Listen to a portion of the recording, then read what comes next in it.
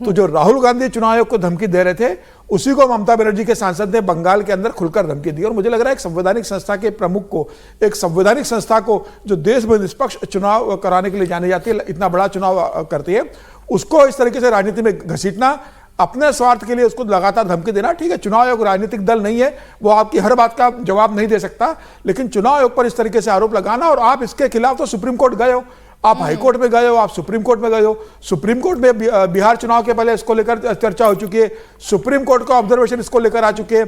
बंगाल में जो एसआईआर हो रही है उसको लेकर आप सुप्रीम कोर्ट में और हाई कोर्ट में गए हो।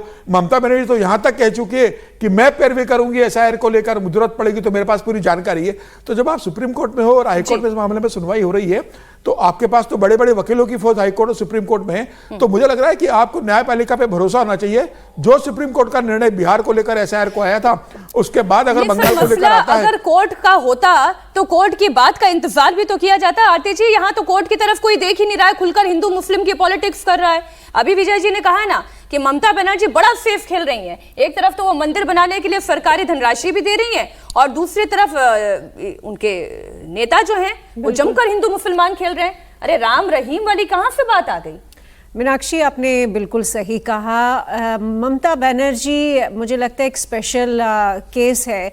बिहार में जो हाल हुआ, अगर आप देखें कि एसआईआर पे जो विरोध कर रहे थे और हिंदू मुसलमान के इश्यूज उठा रहे थे साइमल्टेनियसली, उनका जो हाल हुआ बिहार में, वो बंगाल में भी हो सकता है। लेकिन चूंकि ममता बनर्जी पावर में है, बहुत सारे संस्थान उनके अंडर है, बहुत सारी चीज़ें उनके हाथ में हैं, तो जिस तरह की राजनीति वो खेल रही है, बिल्कुल पोलराइज कर रही है। मुझे लगता है वो सारे ऑपोजिशन के जितने, इंडिया अलायंस के जितने अलग अलग पार्टियां थी, उन सबको वो एक तरफ से बिल्कुल ख़त्म करने की कोशिश में, क्योंकि वो मुसलमानों का वोट जो है वो कंसोलिडेट करने की पूरी कोशिश है उनकी, कि वो सारे मुस्लिम वोट्स जो हमने देखा, इनफैक्ट महाराष्ट्र में भी हमने कई सारी जगह देखा, बीएमसी पोल्स में मुस्लिम वोट्स फ्रैगमेंट हुए और उसकी वजह से बीजेपी जीत गई। तो यहाँ पे बंगाल में जो वो कोशिश कर रही है कि